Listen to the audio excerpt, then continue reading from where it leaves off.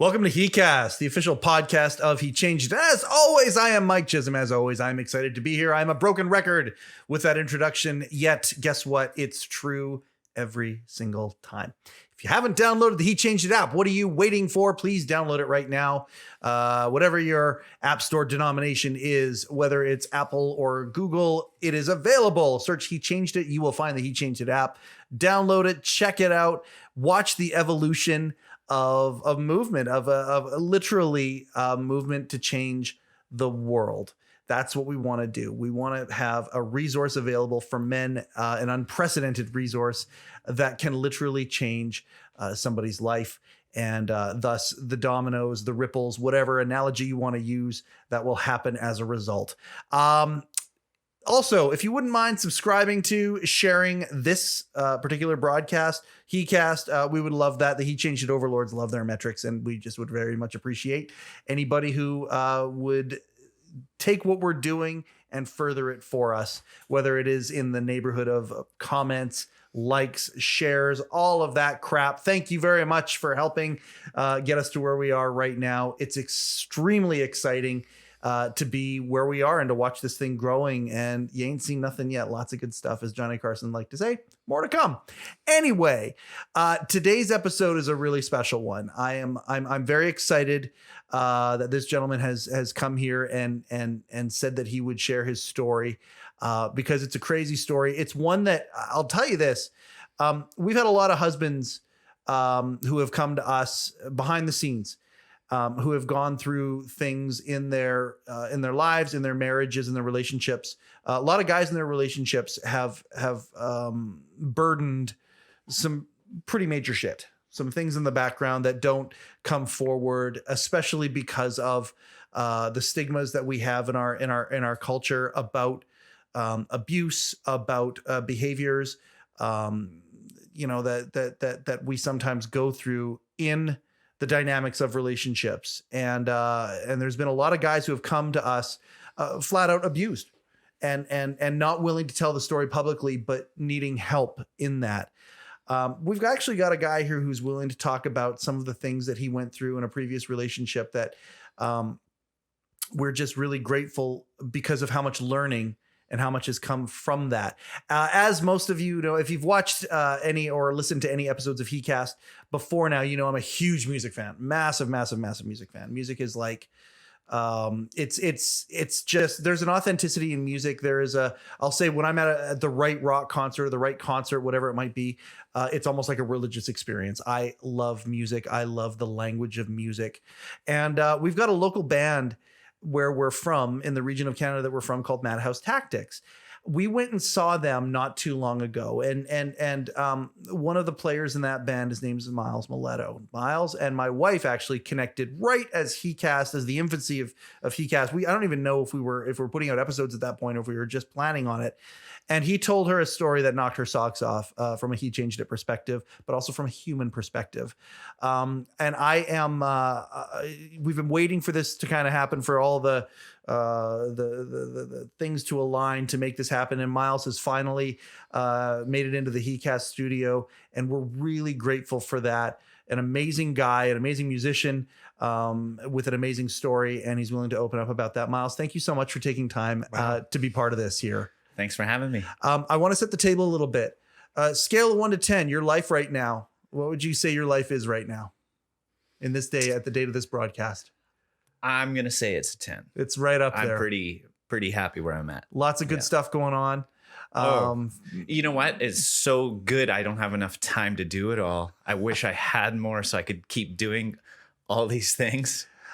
Work life is good. Family life is good. You've got the band, which is just this project that just injects all sorts of good things into those things and the rest of your life. Absolutely. I'm not overstating when I say those things. No. 10 definitely. Out of 10 life right now.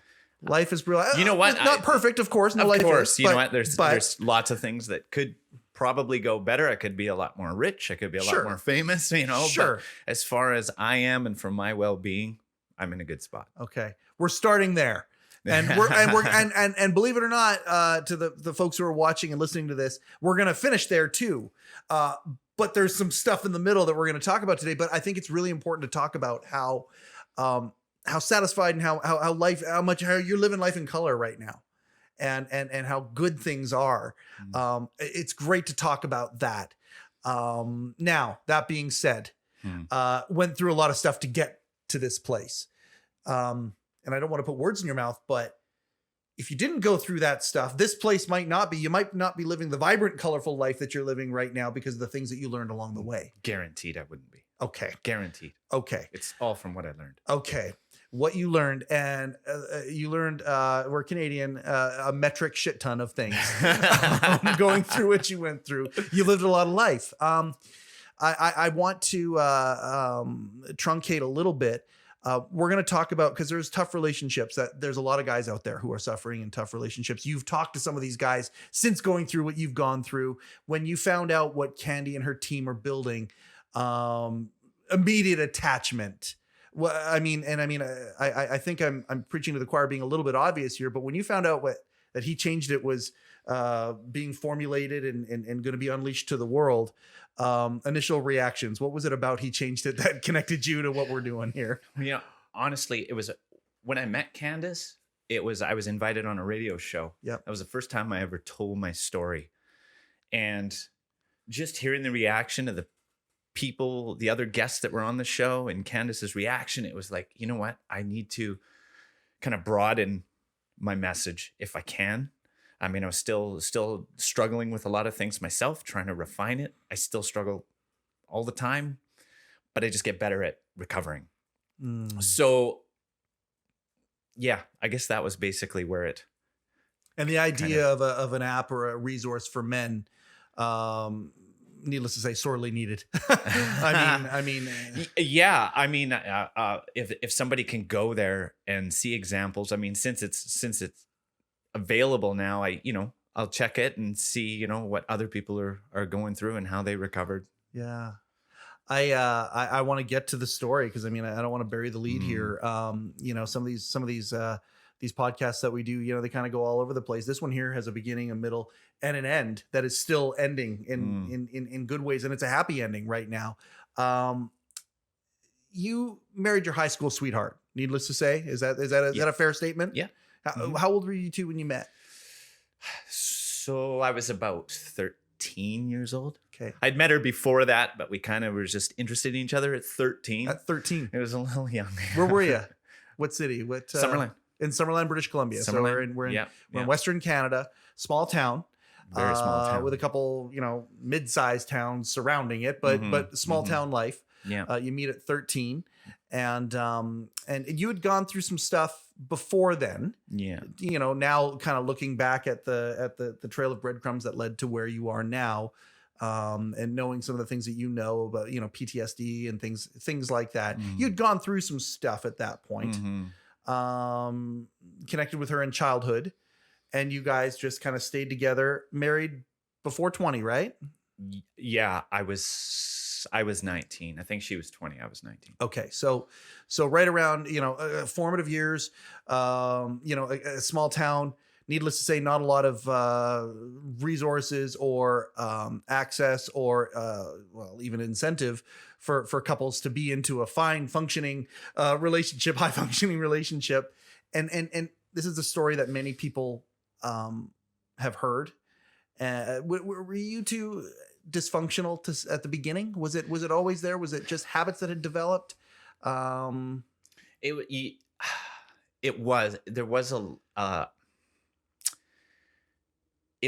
a little dysfunctional. Yep. There was a religion issue. I'm not from a religious family. Yeah. My mom is the complete opposite. Yep. And she was trying to have a spiritual life, and I conflicted with that. So that created a lot of issues, but I was very open because it was all new to me. Right. So there was a little bit of chaos in trying to do the right thing, but being young and naive and letting emotions take over. Yeah. Was there a lot of we're in love, love's going to conquer all, we're not too young, we're going to do this? Was there any of that, or was it pretty smooth sailing in the sense of doors just opening for you to say, yeah, let's get married at this age? No, it was not. It was definitely a ride. Yeah. And it was on and off. In fact, I think it was the same year we got married. We weren't together for 4 months. Okay.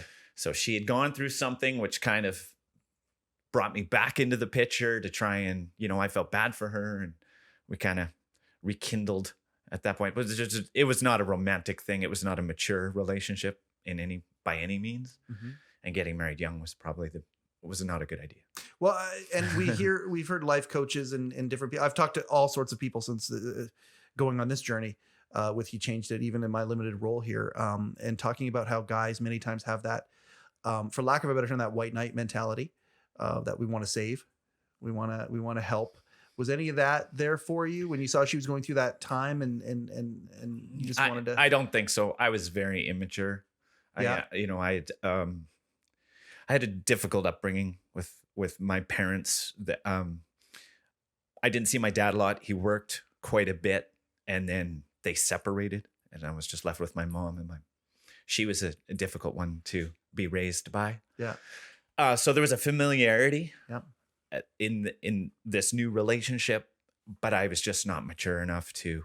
I was silly, always trying to be the funny guy. Mm-hmm. So I don't know. I think it was just not a responsible way to get into a relationship. You're a kid. I was a kid. You're a kid. I was a kid for a long time after that too. Yeah. But then suddenly forced to start doing some adulting. I had to do adulting. I was a kid with kids. And that started early on as well. And that was and I mean, that's the rock and the hard place, right? We talk about all these needs for education about, pregnancy and all that kind of stuff, and people turn it into political issues and all that. But let's just look at the human issue. Tough choices when pregnancy shows up when you're that age, when you're not even. She was ready to have kids when we were 18. Right. And I tried to start a business when I was 19. We had got married, and 2 months later moved to Prince George, 8 hours away. I didn't know anybody or anything, and tried to start a business. Becoming an entrepreneur at that time as well. Okay. Yeah. A lot of big learning curves for you at a young age, Miles. Yeah, exactly. And so she still at that point wanted to have kids, and I don't understand it, but it wasn't until a couple of years later that I was like, okay, you know what? I think I could do this. Wow. Yeah. Candace to this day talks about your story. It's been like 2 years since she's heard it. Let's move into it. Let's just, so you're married for a few years. Were the problems there already? Were they there right from the get-go? They were there before we got married. Okay. There was a little bit of difficult circumstances regarding, I came to visit her. This was before we were even living together. Yeah. I came to visit her. She's in the carport, and she's slamming a rock into her head. And I don't know if it was an attention thing. When I think back, I'm like, I wonder if it was attention or what the deal was. But that was like, it didn't really open my eyes. I wish I was mature enough to say, hey, this is a red flag. Right. So that created a lot of issues, as far as mental stability went. So red flags get clouded by emotion very easily. Yeah. It's so easy when you don't have emotion involved and you're just looking at stone cold logic as to, oh, this isn't good or whatever. But then emotions cloud that shit, don't they? Yeah. And I guess it was, I had made this decision. So now I'm just going to move forward. I'm just going to roll with it. We got married. I'm going to do the best I can to be married. You're committed to it. Exactly. This is the bed we made. We're going to make this bed. We're going to, figure it out. Mm-hmm. We had a kid. Yep. I'm going to be the best dad I can. Or try to be. Yep. But it was difficult because there was a lot of anger on her side not just towards me, but she's just anger within her. So it was hard to find that happy medium to be a great loving dad and keep her happy. Right. Because now I'm, away from everybody and everything I know. With a new wife, now you're isolated in a new place. Why Prince George? It was just where the opportunity. I was working for a company here in Summerland. Yeah. And they were opening a new franchise. Okay, I gotcha. And they were opening it in Prince George, and I had that opportunity. There was no buy-in. Perfect. So I had no money. Wow. I'm 19 years old. I had no money. Yeah, Yeah. and a lot of responsibility already. So yeah, no, I feel you. Um, okay. So one thing I want to make sure we precurse before we start moving down this path a little bit is and again, I can say this with full authenticity behind people's backs, you are still extremely respectful. You're extremely respectful of all involved here. You're basically, you've got a story about this is what happened, this is how I dealt with it, this is where I was, this is where I am now. In no way are we trying to disrespect in any way, shape, or form anybody. I'm not putting words in your mouth by saying that, right? No, you know, there's been multiple times when I've had to tell my story, and I don't want to ruffle any feathers any more than they already are. But the story needs to be told, and there's just some things you can't avoid. Yes. But at the same time, like you said, be respectful about it. I'm not trying to create a war. No. I'm just trying to help where I can. Okay. And that's who you are. And that's what we're doing here today. That's what we want to do here today. So let's start moving into it a little bit as the marriage progressed. You see, things, especially with hindsight now, being able to look back and say, oh yeah, that was a warning sign right there. Mm-hmm. Didn't see it at the time. And isn't that life? Right. But isn't it nice when we can take a look at some of these things in life, and regard them, regard them. And so we can avoid potholes in the future, or speed bumps, whatever you want to call it, giant chasms of doom. We can avoid those things. Yeah. And I think it's safe to say you've got a whole bunch of those. When was it that it really started to get bad in the relationship? I guess it was then. It was when we had moved away. Yeah. We had moved away. We had had a child, and it was tough to be that young and not have a lot of family and friends to help out with raising a kid. We didn't know what we were doing. You know, the internet wasn't readily available like it is now. Yeah. And it was tough. It was tough in trying to keep my family as balanced as it could, and still dealing with my own past from my upbringing. Yeah. It was hard. Give us an example of something that's hard. Like, is it because of confrontations that would happen, traumatic events that would happen? What are we talking about? So we bring home a brand new baby. Yeah. And he won't stop crying. Right. Of course. Yeah. It's a brand new baby. He won't stop crying. Well, she's getting angry. It's making me angry. I'm getting angry, and I'm yelling at this little baby. Yeah. At 2 a.m. because we can't sleep. Yep. And this was all new, and I don't know what else to do. And I'm yelling at this baby. So that was kind of a precursor to how the rest of the relationship was going to go. There was a lot of anger. There was a lot of yelling. And it started to get a little bit more physical after that. Any situation, any problem that came was my fault. It didn't matter. If the car breaks down, it was something I did. Yeah. So, or, a car accident. Well, it's my fault. He's blamed for everything. Yeah. Yeah. That's hard. Yeah. Was there fear or trepidation to like come home? Like, what am I coming home to today? Were there moments of bliss as well that tempered this, or was it constant?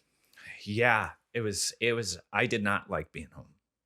I did not like it, but I spent a lot of time at the arcade back then. At the arcade? At the arcade. What was your game of choice? It was... Were you a Street Fighter 2 guy? It was Virtua Fighter. Virtua Fighter! Virtua I'm a Virtua Fighter guy too. Wolf was my guy. Yeah. You played a lot. Okay, so escape. There was some escape there. There was a lot of escape. And that's, I think escape is different. I talk about self-care all the time. We talk about this because, when you're going through something, it's very important. Self-care is extremely important, right? You got to stay hydrated so you can hydrate others. If you become a dry sponge, you can't do it anymore. That's the analogy we've been using lately. This is different. This isn't just self-care. This was something different. This was not self-care. This was a Band-Aid. It was a little bit of relief for the moment, but then I knew I was going home. was going home to, not measuring up anymore. Not being good enough at anything, not bringing enough money, not being a good enough dad, not, I got blamed a lot for isolating us, away from home. Right. But at that, again, you still roll with it and you try to make it better.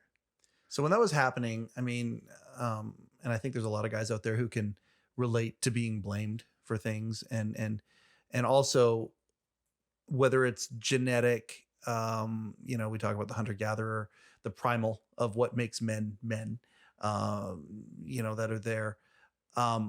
Hard not to take that on the chin.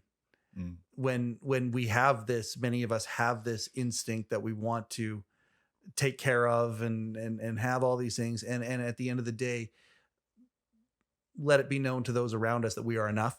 So we can maybe think that we might be enough. You never felt that. No, it was a constant, I'm trying to be the person she wanted me to be. And what was that person? Was it possible? Like at the end of the day, looking back with hindsight, was it possible for you to be what she wanted you to be? What she wanted, even if I was, Yep. she wouldn't see it. Right. So she wanted me to be much more like her dad. He was a hunter, Okay. He was an outdoorsman. I wasn't. I was the opposite. I liked my video games. Yep. Yeah. And at that time I had given up music for the family. Yep. So that was kind of out of the picture. And anytime I tried, there were issues there. Which we can maybe talk about later, but yeah, I wasn't that rugged guy that I think she wanted. Okay. And now that we're talking, I remember there was a time we actually didn't last in Prince George. So it was, my son was about 9 months old. Yep. We moved back to Summerland. Yep. The business didn't work out. Yep. And, I can remember sitting on the floor and she's sitting in a chair and I was just begging her to love me with this 9-month-old baby. And she says, I could never love you because I love somebody else.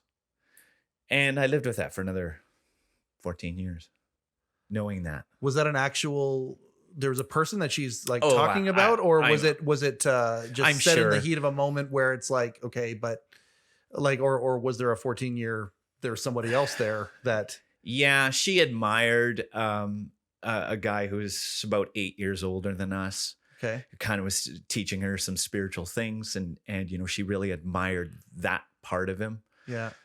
He was way more mature than I was. Sure. And I'm just speculating. I don't know that it was him. Yeah. No, but the things said though, that you're talking about it X amount of years later, like Yeah. that's the kind of impressionable stuff that Yeah. when, and you're begging this person to love you, Yeah. that's Yeah. that's a very vulnerable place Mm-hmm. right there. And again, almost primal. Mm. It's a basic human, love is a basic human need. Yeah. And when you're asking to be loved and that person rebuffs or mocks or steps on it, Yeah. that's something that would carry with you. Yeah. And at that time, I didn't know what that meant. I didn't know what love was because I didn't feel it from my mom, and my dad was, he wasn't around. Right. They had separated. I only saw him 2 weekends a month. And it was more of them reprogramming me from the way I, am with my mom Right. to trying to spend time with my dad. And I know it couldn't have been easy for him. It had to have been difficult. As the relationship progressed, that's a reprogramming is exactly what happened to you, right? And I mean, you've worked your ass off to Yeah. unprogram this reprogramming that happened. But Yeah. let's go into it a little bit more as to some of the things you experienced along the way. As far as the reprogramming, or Well, as far as the no, why 'cause- I needed to? Yeah, why you needed to, like, Yeah. what was let's. Well, for instance, if we stay on the topic of this, of who she loved, I had really grown fond of a friend of mine in Prince George. Yeah. We had gotten pretty close. I have no siblings, but I really viewed him as a brother. Yeah. Oh, for the first time, I thought that I was caring for somebody like family. Yeah. Well, a time came when I found out that they were having a private relationship. Oh. So okay. it wasn't physical because he was so far away. Right. But at that time I was working 2 2 jobs. I think it was only 2 jobs at that time. Worked day doing stucco, and at night I was working for the newspaper. So I was out driving, and I'd have to leave about 1 or 1:30 in the morning, and he would phone her. And they'd have these intimate conversations. And the only reason I know that is because his wife phoned me, and hysterically yelling at me. I'm like, I don't have anything to do with this. I don't even know what you're talking about. I had no idea. Oh my goodness. And that wasn't the only time that happened. Right. About 6 months later, my current friend in the town we were living in, I had come home. It was winter, and I saw these tire tracks in the driveway, and I go, "Oh, was he here today?" And she goes, "Oh yeah, he was just dropping something off." And I'm like, "Okay." And I come home the next day early, and he's in my house, and they're sitting there having tea. Well, I found out a little while later that he had written her a letter asking her to run off with him. So they obviously had a relationship going on there. So this was in a span of a year. I lost my 2 best friends. Oh God, that's hard. So I'm going to be the guy right now that doesn't have any emotion. Why'd you stay? My kids. Okay. It was the right thing to do. You know, you don't leave. You do what you can. You know, you entered this marriage and you had kids. Your responsibility is to stick it out. Yeah. How many kids do you have? 3. You have 3 kids. What are the ages now? 26, 24, and 22, I think. Relationship with them, how's that? Great. Yeah. Yeah. I like to go back to this part of life right now before we go back into that stuff. Yeah. Yeah. So I had basically raised my boys. They were 15 and 13 when they moved in with me. Yeah. And so we get along well. My oldest he's living a couple provinces over. Yeah. And my daughter stayed with her mom because she wanted to go to school where her mom was living. Yep. She was only 10 years old at the time. Yep. And she got taken away from me when her mom decided to move to Edmonton.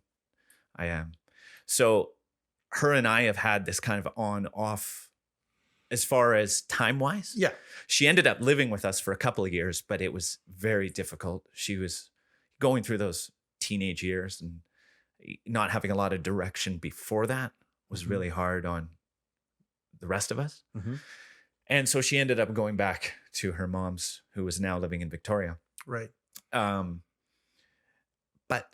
I still talk to her. In fact, at our last show, she surprised me. I had no idea she was coming, and she. Is this the one I was at? The one you were at. Yeah? Yeah. Oh, man. I had no idea. And Are you kidding me? Yeah. She came running over, and I hadn't seen her in a couple of years, and so we have a good relationship. Oh, that's delightful. Yeah. That just made my day. Well, just that was such a good night. We saw, Madhouse Tactics a couple months ago, I guess now. Yeah. And it was a great night, and your dad was there and all this sort of. I didn't realize the daughter was there as well. And that's beautiful to hear that. And it's beautiful to hear that she can help support the things that fill your tank. You know, music is clearly something that fills your tank. You gave it up. Yeah. Clearly, I mean, looking at the past, giving up something like that. Because I mean, men can, if we have an interest in some of these things, you know, if you have an interest in hockey, you don't have to go to the NHL. You can, there are ways that you can scratch that itch and feel fulfilled, and you have energy for some of these other things or whatever. But when you start isolating these things that make you and giving them up, and music is clearly something that is so close to you, giving that stuff up, you're giving a part of yourself away and contributing to what we have in the society, which is a bunch of guys out there who don't know who they are. They don't know what their purpose is, things like that. And it's almost like a bit of torture where you're in this horrible situation. And then also all these things that make you are being picked away and put in a closet. Yeah. Because what made me created conflict. So, I had acquired a guitar and, wanted to play. I wanted to have friends to play with. Yep. But every time I did, it was drawing attention on me, and she didn't like that. So one time I came home from work and there were blue splinters all over my driveway. Oh my God. She had taken my acoustic guitar and thrown it off the deck and then went down and got it and brought it up and threw it down again.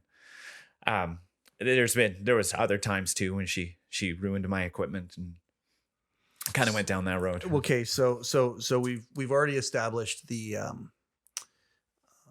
emotional stuff a little bit here. I mean, and I'm sure we're going to get into some more of that. Scarring type things. That's a scarring thing. Oh, yeah. You take somebody's favorite anything, whatever it is, and you smash it. You do whatever, with their sentimental value. I mean, yeah, that's going to be scarring. But then there's also a violent act there as well.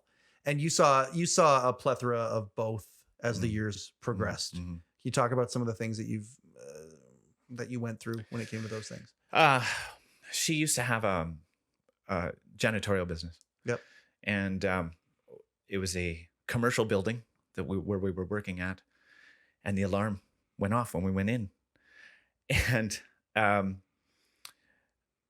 didn't have the contact number to phone to shut the alarm off. Right. But she wanted me to do it. I'm like, I don't have the number. You Yeah, got to give me the number. Yeah. And so she grabbed my face and dug her fingernails into my face. I was in my house for a couple of weeks because I didn't want anybody else to know that she had done that, because they're from the cuts. So that was one instance. Don't remember your question. Well, I appreciate you. I appreciate you're able to say that right now. I mean, I know that there are things that you blocked out. There are things that the kids reminded you of. There are things that along the way. But you're painting the picture here of some of the things. And it was constant. Would there be a week that went by without violence? Was there always violence?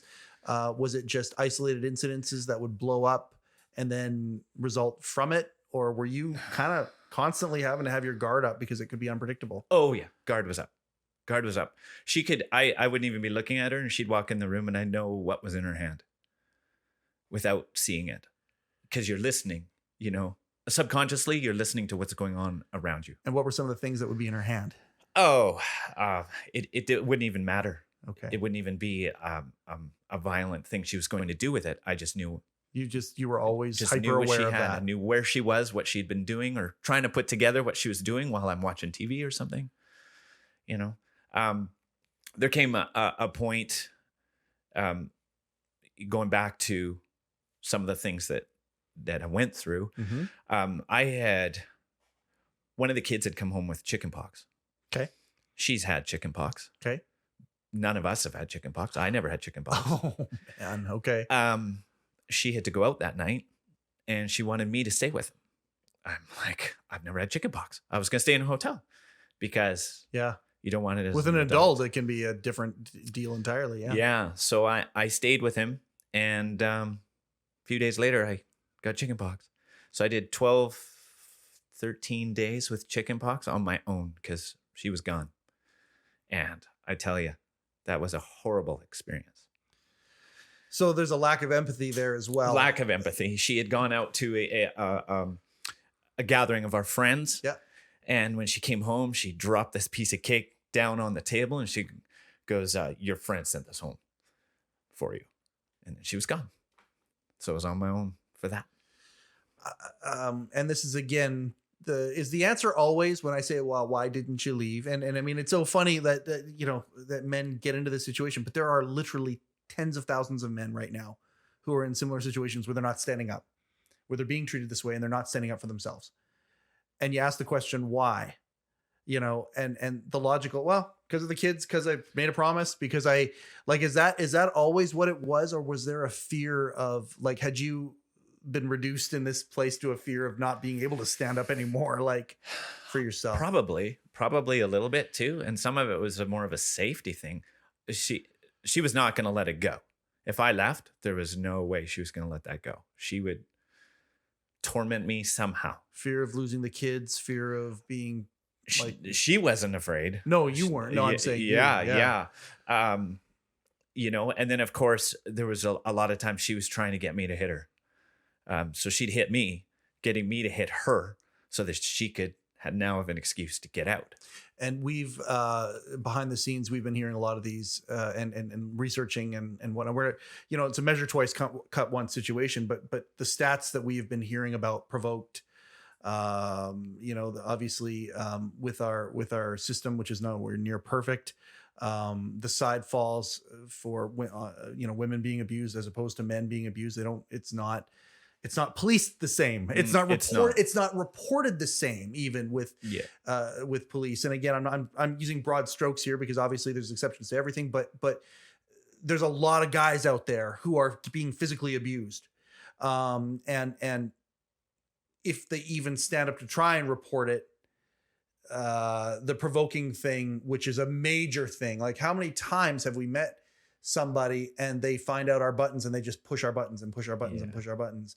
That was a daily thing with you, right? Oh yeah. Where those buttons were being pushed. Yeah. And again, we're not focusing on this, but we got to paint the picture because there are guys who are dealing with this. What was the worst violence that you ever had against you?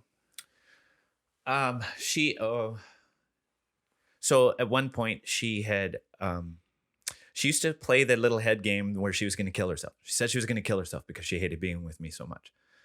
And she said she was going to go down to the road and stand in front of a truck, which, I didn't believe her, but I still didn't want her to go. So I grabbed her to prevent her from leaving, just basically bear hug. But we had a sliding door that had a locking pin. You would take it out from the bottom of it. Yep. It had a sharp point on it. So this was in her hand when I bear hugged her. So she stabbed me in the back and 4 times and twice in the head with it. So that, that's kind of that it would get to that point. But there was a few things that were kind of like that. Some of it was after she had found out that now we're jumping way ahead to where I had started a relationship with somebody else behind her back. Yeah. She had found out about that and we still tried to make it work. But she was not happy. So now it kind of gave her a reason to be aggressive. And, at one point she's sitting in the tub and I'm sitting on the floor talking to her and she just reached out, grabbed my head and slammed it in the tub. Now I have this massive bruise. It was there for a week. My kids want to know what's going on. So you make up a story and feel guilty for that. And around that time, I guess it was actually the time she found out about the relationship, she had gone to go find the other girl and she wasn't there. So when she came back, I'm standing in the driveway with a friend of mine who I called to tell him, this is going on. I need you here because it's about to escalate. And she ran right over me. Yeah, she hit me. I went under the van and she had put it into a bank so it lifted the front end up a bit. So I was able to climb out from the side.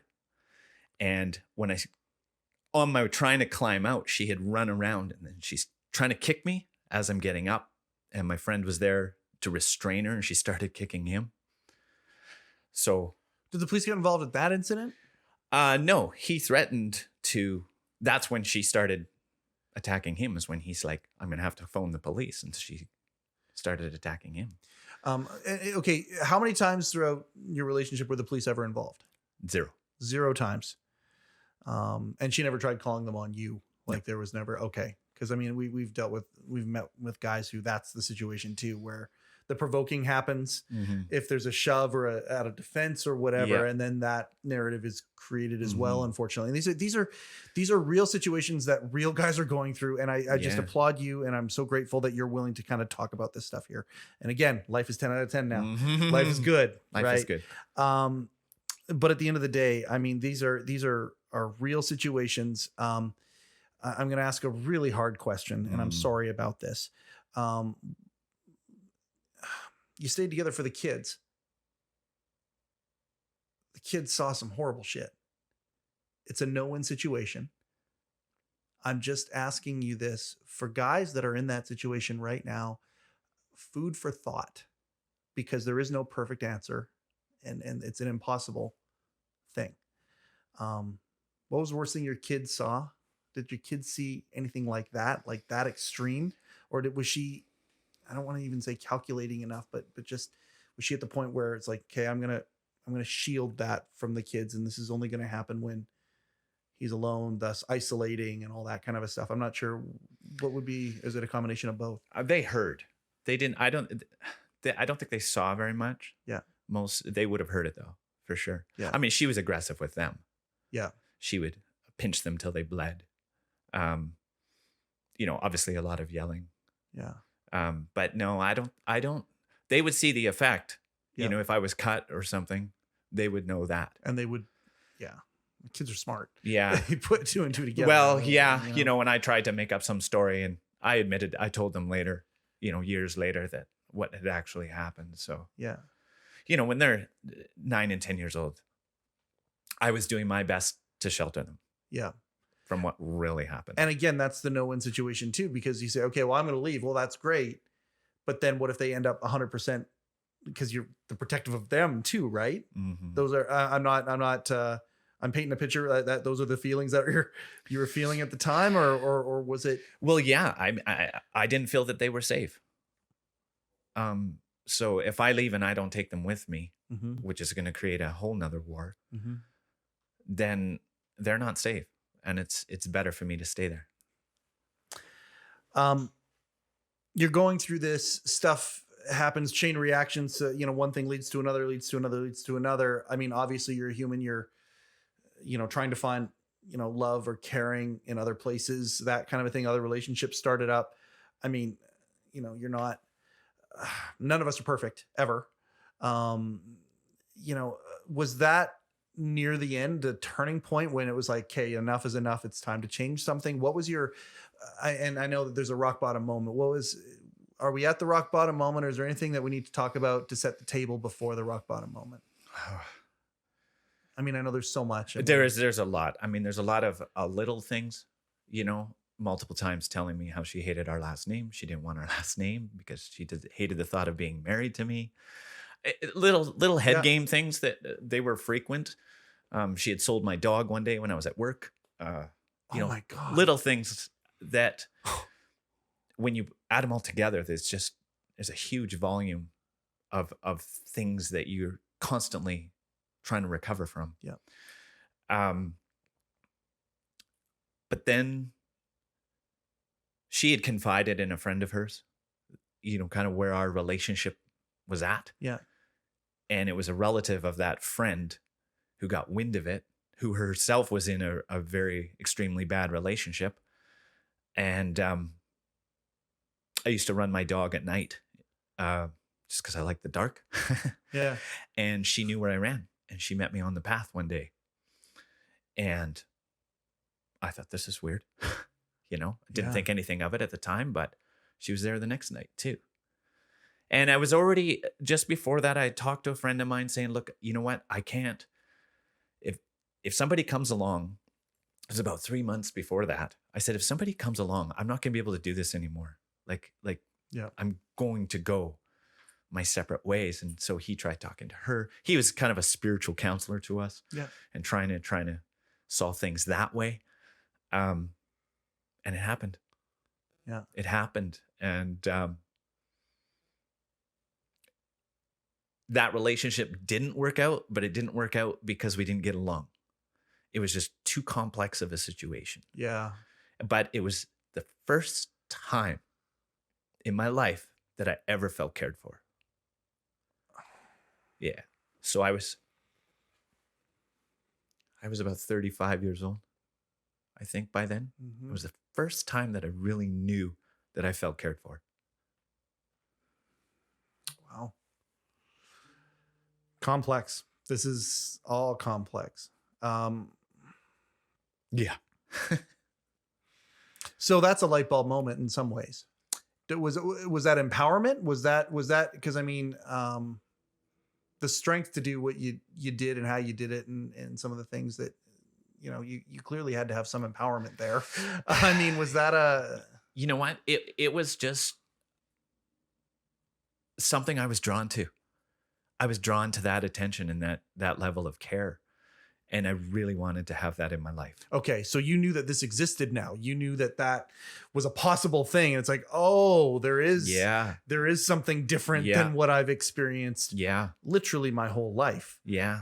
And that relationship, was almost a year long. Yep. But there was talks about, getting married. Yeah. Living this life together.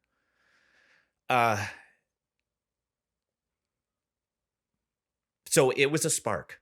Okay. It wasn't, I don't think it was a light bulb moment. Yep. But it started a chain reaction to bring the end. Okay. So let's continue down that chain reaction then. Let's progress it and get to the changing. And thank God, again, 10 out of 10 now, but it doesn't happen without these next. So this is, So that once my ex got wind of that relationship, yes, the hostility escalated. That's when, I tried to hit you with the van. I got run over. Yeah. And not just her, it was the other girl's husband as well. He showed up at my door and threatened me. And that was a tough thing. He ended up moving away with her to get her away from me, because we would still meet even after this was all found out. We would meet privately. But I tried to make it work. I tried to make that work for a year, but it was now we are definitely not going to live together. Yeah. So, with my ex, I mean. Yes. So she ended up moving out right away. Okay. Actually, I think it was a few days. I think it was a few days later. I think we tried for a week to make it work, but I had to have somebody there with me because she was violent. I had fallen asleep on the floor and I woke up to her kicking me in the stomach. And he had that was right after he had gone home. So he was there for a few days, keeping an eye on me. And the moment he leaves, he's like, it seems pretty good. And gosh. And then so he came back, and that was when it was kind of like. This is a question that I think needs to be answered, because there's a lot of guys who are living in this situation where there are moments of lucidity or moments of admission. Did she know that her behavior, I don't even want to say isn't normal, isn't appropriate? Did she know that she was violent? Like, did she ever admit to that along the way? Or was it, this is how it is and this is how I act, this is how I am? There's no even discussion about it? No, like, I don't think there's a conscience to that, a consciousness to that. Okay. Yeah. And if there was, it was validated. Right. Especially now. Yeah. She had the right to be that way. Yeah. Oh man. So, okay. Where do we go from there? You try to make it work for a year. You wake up, her kicking you. Clearly at some point a decision is going to be made. What was your rock bottom in this thing? Cause there's a time you ended up in the hospital. Yeah. On your own, by your own accord. And thank goodness for that. Like, is that right close to this moment, or is there? It was probably 2 months later. Maybe. Okay. Trying to remember the timeline, but, so she had left. Yep. She had finally left. She took whatever money we had, which wasn't much. We were quite poor. Was there relief when she left, or was it still she was lobbing things from afar? Yeah, she was lobbing. She'd still come in my house. She'd go through my mail. Yeah, okay. She'd question about this and that, and still there, and we still had the kids to deal with. Yeah. So she was gone. My best friend believed her. She told the story about what a horrible person I am. Right. He believed her. Thank God there's no social media at that point. Yeah. Can you imagine? She ended up living part-time with him and his wife. Okay. And when, so they were gone. This was during the recession. Yep. So I had no work. Yep. I had one job that was going to last me a few months. I'd have a little bit of money, but it wasn't enough to survive. So I had lost that. My kids are, gone half the week before I got to see them again. It was a kind of a process we went through in separating, that we had a mediator who decided, how the who would get the kids for. So the government's involved now? kind of. Social assistance as well. Yeah. 'Cause you So lose the at job this and all point, that, when I yeah. had no money and all of that, I had to go to social assistance. Yeah. I was, had an eviction. I got evicted from my house. Went to social assistance. They were giving me $1,070 a month, and my rent was $1,040. So because of that, I ended up evicted. Yeah.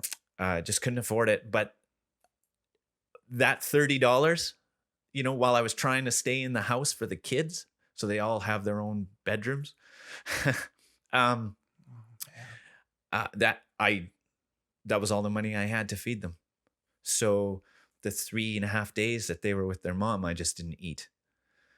And then they'd come and we'd eat junk food because it was all I Craft could dinner. afford. Yeah. Yeah. Craft dinner, hot dogs, Yep. spaghetti. Yep. Yeah. Whatever we could. At one point, the power got cut off because I couldn't pay the power bill. Yeah. And I think the one time maybe the second time my mom ever helped me out, she gave me $500 for food and to pay my power bill.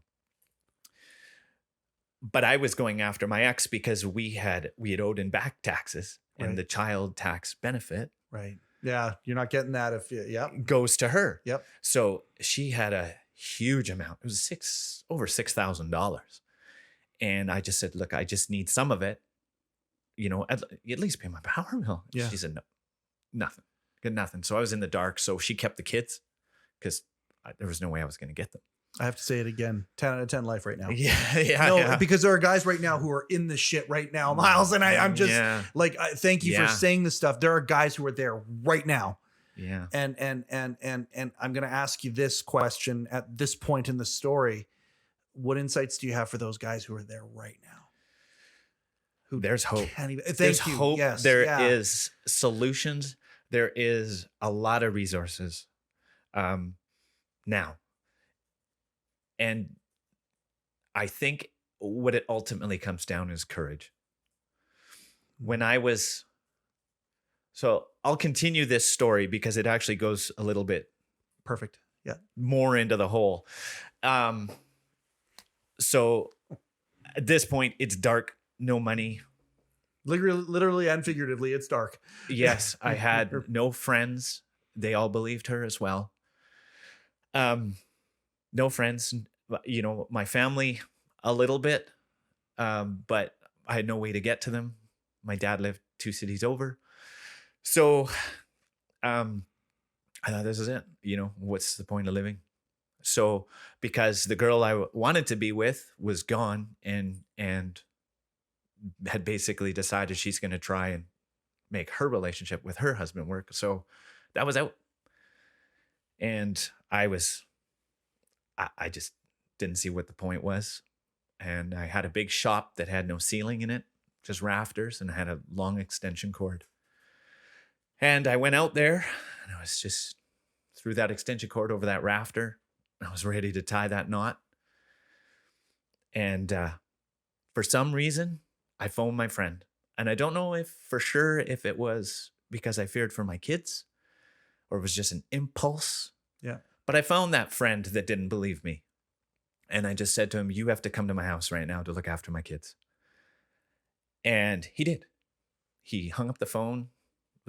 Took him about 6 minutes to get there, which was the longest 6 minutes of my life, trying to not go through with what I had pretty much committed myself to go through. And he was there and he goes, "What's wrong?" I said, "I'm going to the hospital." And I got in my car and drove to the hospital and told them I just tried to kill myself. And they hospitalized me for 4 days on suicide watch. Yeah. Now to go back to, I talked about courage. Yeah. So prior to this, a friend of mine, she had known through a misunderstanding, she had found out how difficult my relationship was. And I had first started confiding in her, not on a romantic level, but just as someone I could express my feelings to. She had given me a bracelet that she had made. It was leather and it said the word courage on it. And I always had that. like, man, this makes a lot of sense. But eventually I had lost it. Mm-hmm. Then the girl that I was trying to have a relationship with, she had made me a new one. And I had that bracelet that said courage on it. And so when I'm in the hospital and I'm lying in that bed, after the psychiatrist comes and has a evaluation with me and the nurse is there, I'd have that bracelet and I could just look at it and say, this is what's going to help me get through this. And so I had it for quite a while, and it eventually wore out. And jump way ahead to the future to my new relationship with my new wife. She had a nice stainless steel one made for me and engraved the word courage on it. Oh. Yeah. Because she knows how important that is. And it is. I think about it all the time. For guys out there who are dealing with this thing, and you know, we use the word courage. I think it's very important also to note that if you pretend you have courage, it's the exact same thing as actually having the courage. Because sometimes we don't think that we actually have the ability to, we have to act like we have it. But if we act like we have courage, it's the same thing. and you do have it. You do have it. It's dark right now, but you do have it to get through. Yeah. It's hard. It's hard in that moment to find it. Yeah. I think you have to have constant reminders. Yeah. Yeah. So this bracelet I have now, I don't always wear it because it does fall off. I lost it at a convention one time. Oh no. But found it. Yeah. Got it back. Yeah. So, but it's so helpful when I have it. So that's next year's tattoo project. Oh, right on. Yeah. It's going to become permanent. It is. It is. Then I'll always have it there. I can always just a little reminder. Yeah. Was the hospitalization, was that the rock bottom moment? Yeah, I think so. I think just prior to it, when I was ready to end it all. Yeah. I think that was where I was done. Do you remember when you started to get tools to help you with this? Because I mean, again, along the way, you had some friends here and there. You had some, potentially, I don't want to say incorrect, but ways that weren't necessarily the best tools to deal with things. Now you're starting at this point here to actually learn some concrete things to help you. Things that if you just had as skills or tools along the way, some of the stuff could have been avoided. And I think that's where we're in this era of mindfulness that's showing up now. And I mean, that's what HeChangedIt certainly wants to be is a resource rich, tool that guys can take all sorts of stuff from the toolbox that can help them. Early on, after the hospitalization, what was one of those early tools that you got that helped you cope or helped you start to get out of the dirt? Yeah. So coming out of the hospital, I had a psychiatrist and a mental health worker. And I would assume a plethora of diagnoses as well. Yeah. I went through 2 psychiatrists because I really wanted help. And the first one just didn't seem to be listening. Okay. And the second one just loved the drama of the story. And he just right away put me on medication. And I didn't want medication. I mean, it helped. I mean, it helped immensely. Sure. Because now, for the first time in my life, I wasn't on guard. Oh, so there's a clear head there with...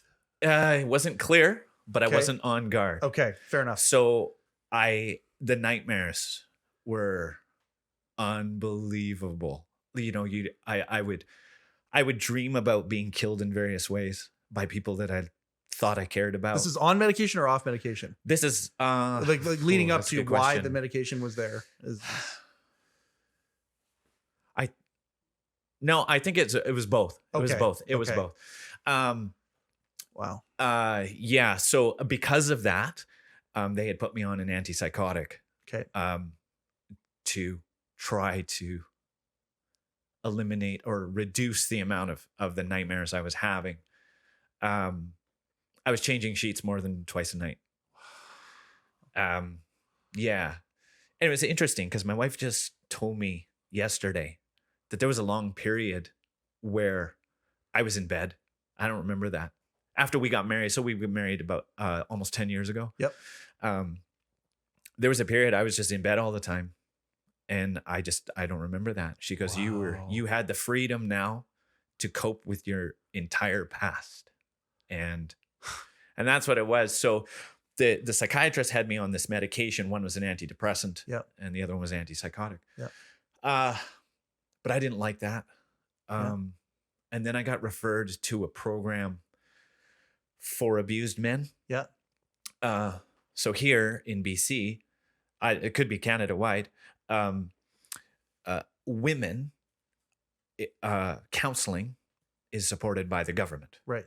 Men's counseling wasn't, at least at that time. I don't know if it is now, Yeah. but that time it wasn't. So I was referred to a counselor who worked with women, and she volunteered her time 1 day a week to work with men. Wow. So I went for an intake there, and she said, just so you know, I have 29 men in my program. I have 32 on the wait list. And I'm like, okay. I thought that, okay, here's another dead end. I got to figure out something else. Yeah. So she did the intake, and 6 days later, I was in the program. I got bumped to the top of the list because of how bad it was. The severity. Yeah.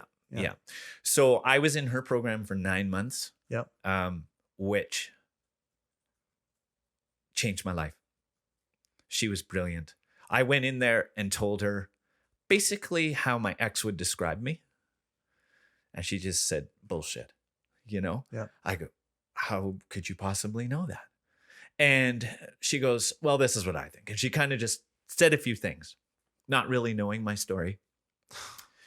And there was a surreal moment. There were two surreal moments while I was in her program. Yeah. One was I was still sorting things out with the ex. Yeah. And I would tell her, okay, well, I'm meeting the ex about this kind of situation. And she goes, all right, well, this is what she's going to say. And she listed off a bunch of things. Wow. And I'm like, okay, right. So then I'm there. I'm in the moment. And she's saying word for word what was said to me. Gosh. I don't know what it was, No, because I wasn't paying any attention. It doesn't matter. You're just in awe of, oh. Yeah. So I'm like, okay, she knows what she's talking about. Yeah. That was a very eye-opening moment. And that, I went in there wanting to fix myself. I cold turkeyed the medication, which she was not happy about, because insomnia is a side effect of getting off an antipsychotic. Well, at least that one, I guess. Anyway. Yep. But I did it because I didn't want a Band-Aid. I wanted to know that I was getting better.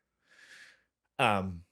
So there was that moment. And then the other moment was I showed up early to one of my counseling sessions. Yeah. And she had run a little long with the guy before me.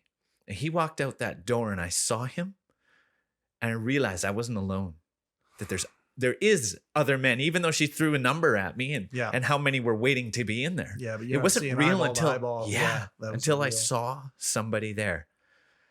And from that moment on, I was like, I'm just going to try and digest everything she says. She would do things that were very awkward for me, very uncomfortable. And I think about them now, and they're so easy. Close your eyes and just list 5 things that you can hear. But I couldn't even do that. I was too embarrassed, too ashamed. I don't know what it was, but I was not comfortable doing that. But she would make me do it. And then she would test me, put yourself in an uncomfortable situation. So I went to a party where I only knew one person. Oh, wow. Yeah. Yeah. No, yeah. I mean, the party wasn't awesome, but it was uncomfortable. And that was the beginning of me trying to be around people. But those tools she gave me, and just my faith in her ability, I use every day. And I've taught other people. And I think that's what's really helped, is I've been able to help other people. Like my wife now, she went through a difficult first relationship, and then raising her son on her own. We had 4 teenagers, and it was kind of like, okay, well, this is what's going on. Because you learned, part of my program, the counseling program, was to read body language. And at that time, I wasn't very good at it, but you get better and better and better at being able to read tone of voice, and, how people hold themselves. Right.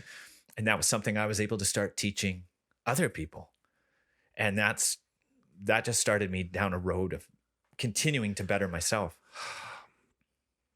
I love how you want to help others. I love that. Like again, you were enthusiastic about wanting to come here and tell this very difficult story about what you've gone through, and it's the most personal. So I mean, a parent, like you talk about the emotions attached to this. I don't know if there's any other emotions that are tighter than being a parent, and that is tightly woven with your story. I don't know if you could be more personal. And the enthusiasm to talk about this to help other guys, it's like right at the top of your list of priorities of things that fill you. You can just see it. It just comes from you talking about this. Thank you very much, by the way, for talking about these things. Thank you for being, there is, you talk about courage, the courage in this day and age, in this world, to be able to talk about such things. Do you know you're exercising courage right now, or do you have a different gear because your reality is just so healed and so shaped in so many ways? And I mean, we don't even have time to really get into the PTSD of things and all the complex of situational anxieties that you feel now and things like that. There's still echoes of this. Yeah. But I think the difference is you've got this awareness. Yeah. The awareness of your story and your authenticity is exemplary right now, and I'm in awe of it. Are you exercising courage in doing this today, or is it something different than that? Yeah, definitely. Yeah. An hour before I got here, I could start to feel myself getting a little anxious. Okay. Fair enough. Yeah. That's how I would think it is. Yeah. But I can't sense it in you as you're telling the story. Yeah. But I guess that's it. That once you engage it, you're fine. It's kind of like, well, do I need it or do I not need it? Like if I'm in a crowd of people, that's a lot of people. That's a lot of body language to read. I do get overwhelmed because I'm trying to read everybody's body language. So crowds are pretty tough. But there was a time when I couldn't go in an elevator if there was going to be one other person in there. Wow. So now, just to kind of continue on with that, teach what I was taught is I will now ask them a question or say something to them. It's that pushing that envelope a little bit more, having that courage to make myself better. Okay, so talk to me about the guy who's on stage, because the guy who's on stage is like the most confident person that I could imagine. And you're not just you're a showman on stage, and not just that, you're also leading the band. Like you're also that guy as well. When did music come back into your life? And was that ordained by this group that you were in? Okay. Yeah. This is something you love. It's time to bring it back as an exercise, or was it something that was just naturally added back in as you started to heal? It was when I first went home after the hospital. I had time. I had nothing else to do. So I grabbed my guitar. In the dark. Yeah. That didn't last very long. I know, I hear you, but yeah. it just, but at your rock bottom moment, you're just out of the hospital, the rock bottom moment, and then the guitar comes back. The guitar came back, and it was quite therapeutic. And I wanted to challenge myself to be able to sing and play at the same time. So I spent 5 or 6 months working on that. And then, once I started to get some of my friends back, I tried to form a band with some friends, and that was a long project. They were going through their own lives, and it was tough, but it was something I really wanted to do. Yeah. And then joined a band. My wife encouraged me to do it. I was ready to sell all my stuff. I told her, I'm getting rid of it all. And she's like, why don't you just answer an ad to see if somebody's looking for a guitar player? I'm like, okay. So I did. I was hired on the spot. And from there, it kind of snowballed, and another band heard about me, and that's how I ended up here. The difference of having someone in your life who encourages versus discourages cannot be measured.